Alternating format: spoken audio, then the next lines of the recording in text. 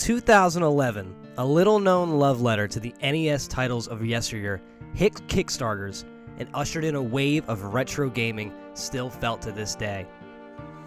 Shovel Knight was released to a monumental success, record sales, and serves as the de facto mascot for retro gaming. Shovel Knight's record sales will reach 9 million in less than a year and would signal a retro revival for the next 12. While these retro revivals have thrived using the modern-day design principles, coupled with the limitations of the technology of the time, few games have been able to translate this philosophy into creating titles that emulate the style of the 5th generation of gaming.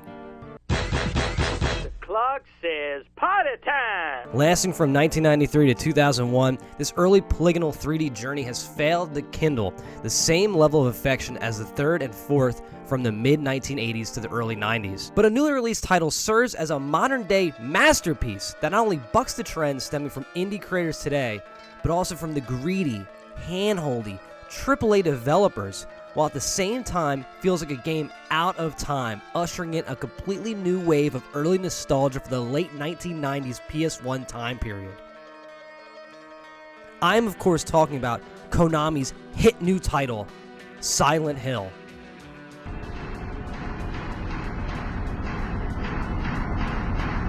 Rumored to be in development since 2014, Silent Hill rejects modern-day design philosophy and is a stark comparison from the usual Konami fare of the past several years. And what a delightful return to form it's been for the legendary publisher. Gamers, I am glad to report that PS1-inspired Silent Hill stands tall amongst the list of survival horror remakes such as Resident Evil and Dead Space, and in a year of incredibly tough competition, it may just be the game of the year. Immediately right off the bat, the player is greeted with a graphic style using the same engine as the Metal Gear Solid 4 Guns of the Patriots retro snake skin. Playing this game made me wonder, did Konami bust out their Konami code to take what was just a JPEG wraparound mesh to create this whole new engine? Even with the new engine, there is clear inspiration stemming from the Resident Evil series, and in particular, its sequel. Silent Hill is, as I stated, a survival horror game starring Harry Mason, and after a scheduled visit to the titular retreat town with his daughter Cheryl, Harry is accidentally ran off the road after narrowly avoiding colliding with what happens to be a teenage girl.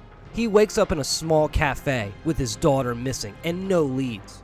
Your goal is simple: find your daughter and escape town. However, along the way, there is no shortage of roadblocks, and no modern game would be complete without a lovable roster of kooky characters. With a cast of townfolk ripe with trauma, this is no stroll through Stardew Valley. This is Silent Hill. First, we meet Sybil Bennett, the Laura Croft or Jill Valentine-inspired badass girl boss and the city's sole police officer. Then, there's the erratic Lisa and Kaufman, two individuals with a suspicious past, as well as Dahlia Gillespie, a church-going woman who knows more than she lets on. Immediately starting the game, you're hit with a skill check in terms of movement. As the dark souls of the survivor horror genre, one can't and should not expect the ability to travel in all 8 cardinal directions. Most retro revivals take liberty when it comes to controls and graphic style, but not Silent Hill. Silent Hill embraces this limitation with tank controls that draw comparison again to the original Resident Evil. Luckily, Harry's hit the gym and isn't limited to just the backwards and forwards. He can quick dodge back and sidestep left and right. By merging the limitations of the technology of his time and coupling them with some small quality of life actions, tank controls finally get the love they deserve in 2023. And trust me, if this turns you off, then I turn off the game. Those looking for more action than that of Resident Evil, safe to say, you're in luck. Unlike Capcom's killer app of the time, the gunplay is fully on display in Silent Hill.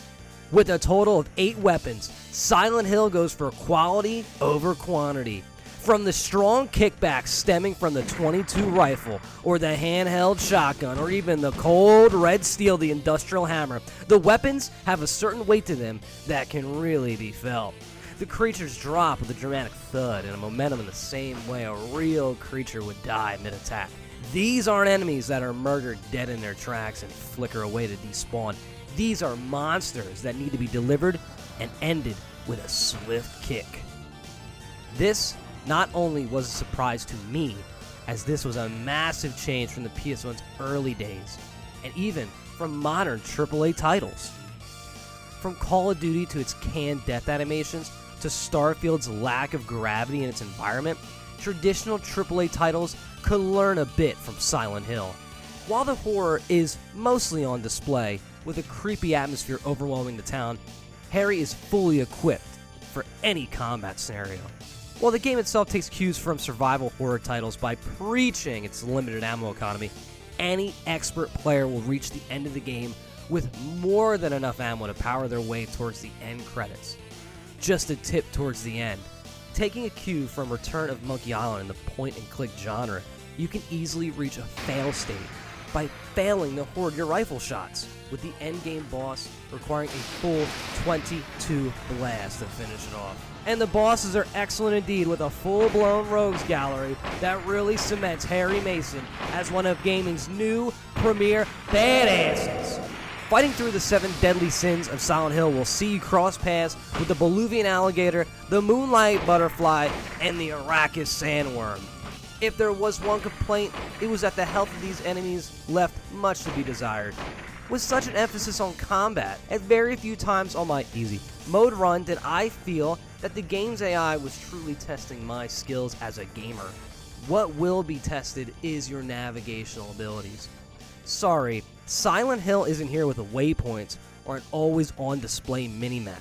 The game lacks a lengthy tutorial and the constant hand-holding, which is a breath of fresh air in today's gamescape. While it boasts an open world, you're not going to find a 30-hour-long story with tons of distractions that feel forced to be there just to pad out your time. No.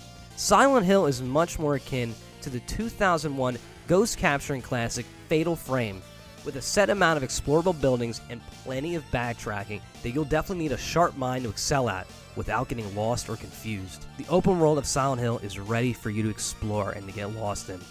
It's filled with little nooks and crannies that are hard to miss, but rewarding to find. While the main plot points are marked on your map, you aren't going to be annoyed every 5 minutes with a companion telling you which way to go. During my time playing, I was reminded of Destiny 2 Lightfall, a game where you're expected to navigate through the twists and turns of a pyramid in what could be a head-scratcher turns into a speed run, where instead of trying to find your way, you're looking for the next waypoint on which way to go. There's zero to little thought as the game holds your hand. And what kind of game journalist would I be if I only touched on the positives of this game? No. Silent Hill comes in with its fair share of controversy.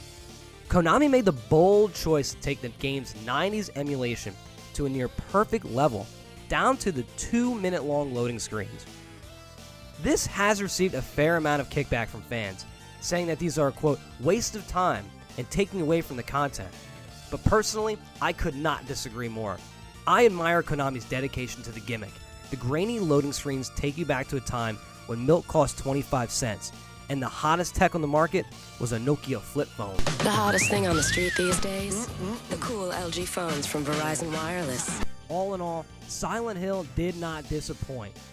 The trailer released earlier this year promised players an immersive, challenging, and nostalgic survival horror experience, and I'm happy to report it succeeded. With a story about as clear as the release date for Portal 3, enemies that'll leave you wondering, what the fuck was that? And an environment as immersive as Breath of the Wild, I have no doubt in my mind that Silent Hill will be your new favorite horror game. Now I just have one question. Radio. What's going on with that radio?